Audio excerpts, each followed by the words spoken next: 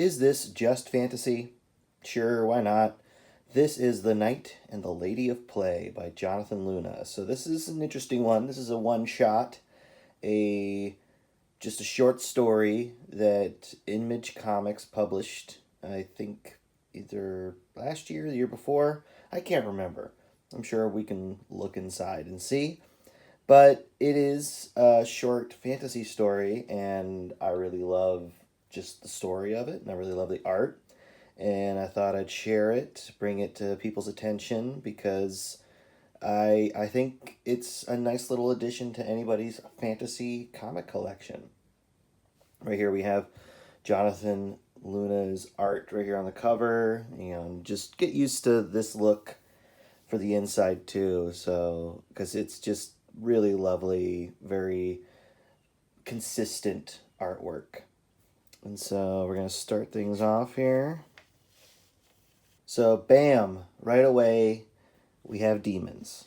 So this is how the story starts. This is a tale that exists in a world where knights like this are exist to put down like demon rebellions or insurrections or whatever. And what I love about this image is that it says a lot about the world. It's first of all, it's in Sicily. This is set in Sicily right here, Palermo, Sicily, and it's exists roughly in our world. You could say it's we have a Christian cross here at the top of this building, and these are specifically demons. I love the multi eyes on this guy. The big horn, and I love this gigantic cut into him like this. You can even see like the ribs being cut through, and just this blood getting flung up, and even like a bit of his horn getting chopped off with one cut from this sword. And that's the other thing I really think is neat is both these knights have these really cool like enchanted weapons, I guess. They both have the same hole cut in them, this little motif there, and this glowing kind of veins coming out of it. I don't know. I think it's cool, and it's also neat seeing. We have three different weapons in this one page. We have our sword wielder, which is our main guy right here, and we have an axe and a mace, and they're all magically powered in some way. I guess they're holy or blessed or whatever. But anyway, onto the story element, and it is a lot of the dialogue or a lot of the writing is written in such a way where he is perhaps penning a letter to his wife, who he of course left back at their home when he went to kill demons, and he is basically saying how much he missed her and that he's looking forward to being back home with her rather than killing demons, although he seems to be pretty good at it. So we live in we have a world of magic here, which is just exciting. Yeah, what a great first page. But we don't see the demon war, which is fine.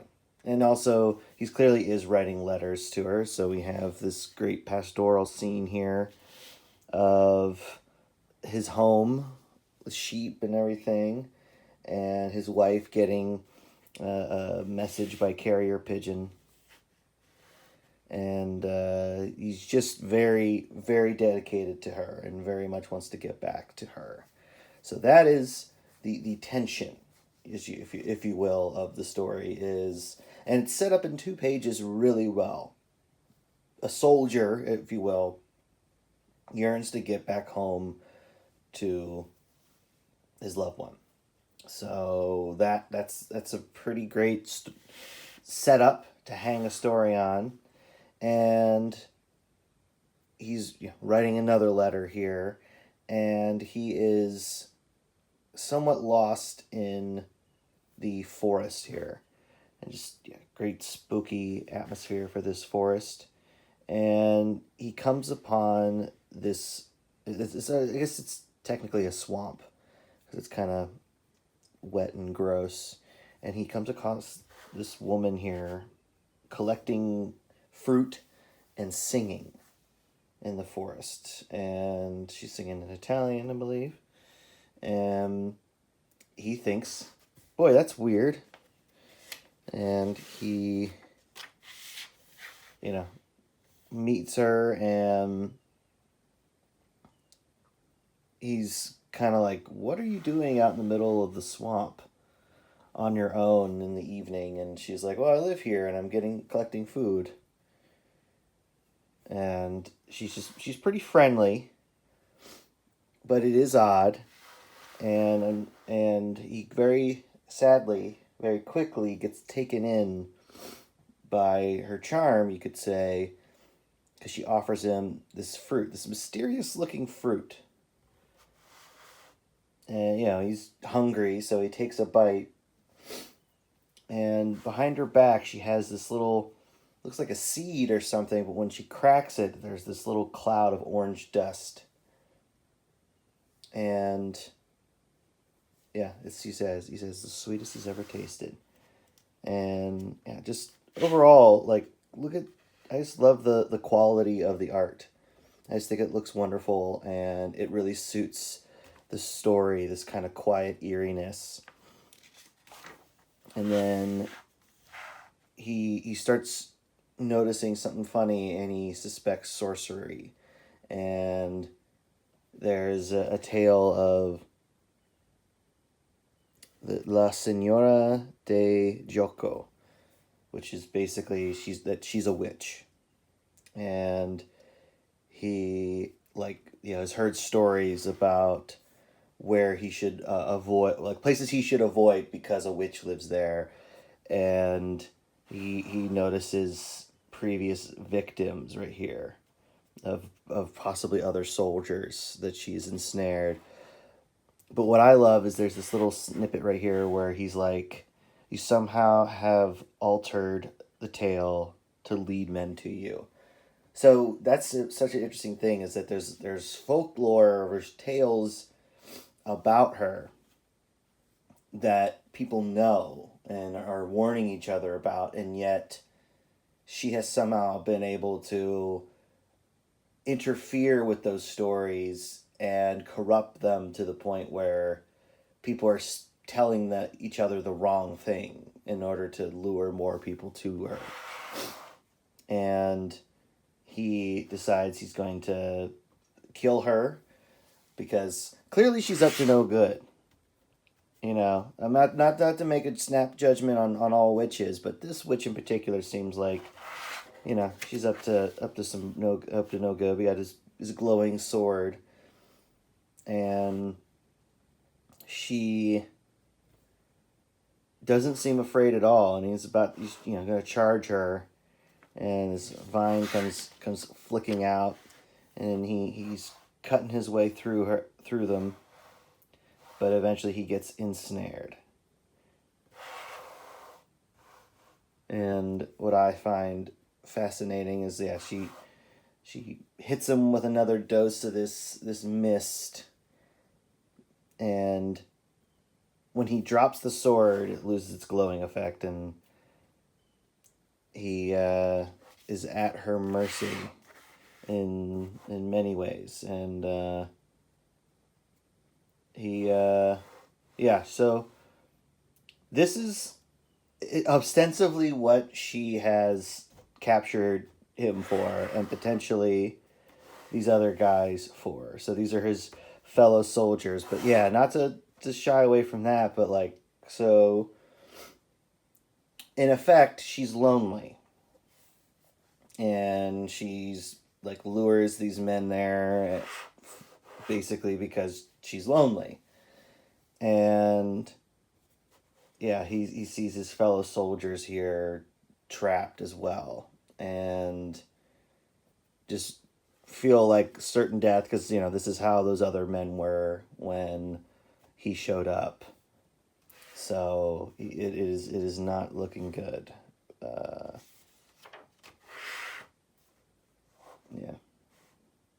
And yeah, it's such a it's such a short story. It's such a quick setup, and she keeps feeding them these fruits that are from, I would say, her magical evil tree.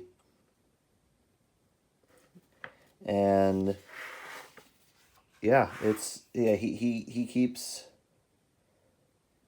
trying to escape when the vines let him go, but he can't, and he just has to submit to her. Warning for anybody who's sensitive, maybe, or whatever. But yeah, she's using this magical mist to lure them in, and so this may seem like, oh, this is not so bad, to get captured by this witch if this is what what the result is. But we started off the story. He's very much in love with his wife, and so he he's not enjoying this. This is not a fun.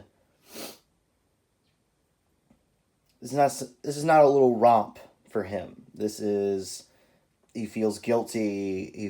He's not even, it's not even conflicted, and he just doesn't.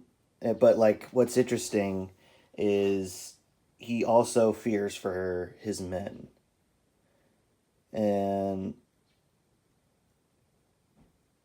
what's interesting is here she reveals, because he's like, you why do you need to do this?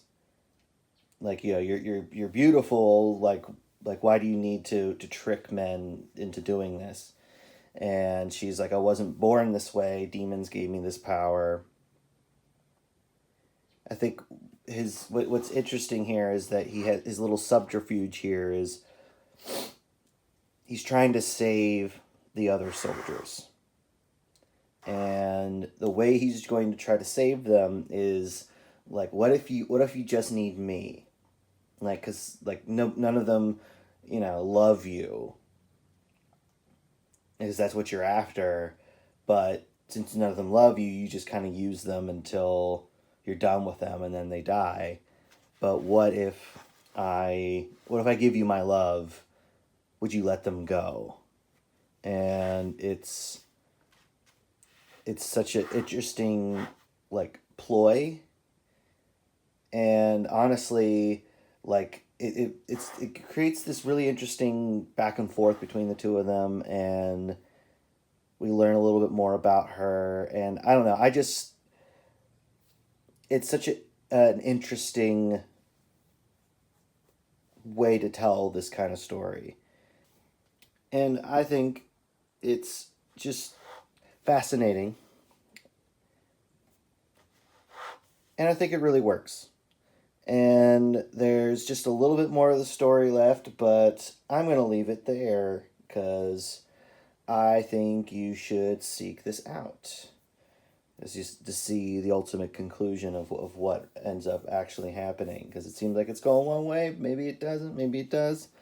But in any case, it's just an interesting little short tale, and it's not something that I think lends itself to a long, ongoing story. I feel like you could tell other stories that exist in this, what I hesitate to call a universe, because it's not really a universe. I mean, this clearly sets up a lot of lore, and even like the witch story uses these, like invokes the demons as like they are her source of power.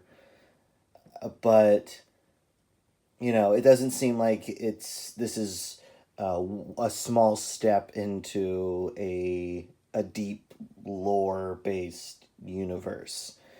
I think that it is enough lore to craft the story that Jonathan Luna wanted to tell. And so I really appreciate that, and I'd love to see more short stories or even an ongoing story from Jonathan Luna, because I think this his art is gorgeous, and I just would enjoy seeing other kinds of stories that he could tell. But anyway, that's just a quick little short story for us today. And I highly recommend you finding this. It was only the cost of a single issue of comics back in 2022, so it should be pretty easy to acquire. You can probably find it somewhere online, but anyway, I think it's a really neat little short story, and it's a nice little addition to anybody's fantasy comic collection. And I don't know, I like highlighting little one-offs like this. There's going to be a lot more coming up anyway. And if you like short stories that have a fantasy bent, you might like my short story collections, Haxan, which are short stories about magic users and witches and sorcery and stuff. And they're kind of dark and creepy, kind of like this one. And I have a blast making them. You can find them on my website, or you can read them on Global Comics. And if you want more from this world, similar to I Want More from Jonathan Luna's little world here, then I recommend Sidequesters, which is my big ongoing series. This is the first volume, the first 8 issues collected. And it is an odd couple buddy cop adventure about a straight-laced warrior and her new best friend, who's this big lizard man with a giant hammer. So you can buy this on my website. You can also read it on Global Comics. And if you want something that's a little more conventional, not necessarily conventional, but if you want something that's like superhero comics, then I have 3-Panel Origin, which is my weekly webcomic where I create a character and tell their origin in 3 panels. And it's kind of silly, kind of off-kilter, kind of like The Tick or something like that. And this collects the first 3 years of comics. And I'm in year 9 of this series. And this is a book of short stories involving characters from that world. And you can buy these on my website, and you can find 3-Panel Origin on Instagram. Anyway, thank you, Jonathan Luna, for a lovely tale, and I hope you look into this and find out how it ends.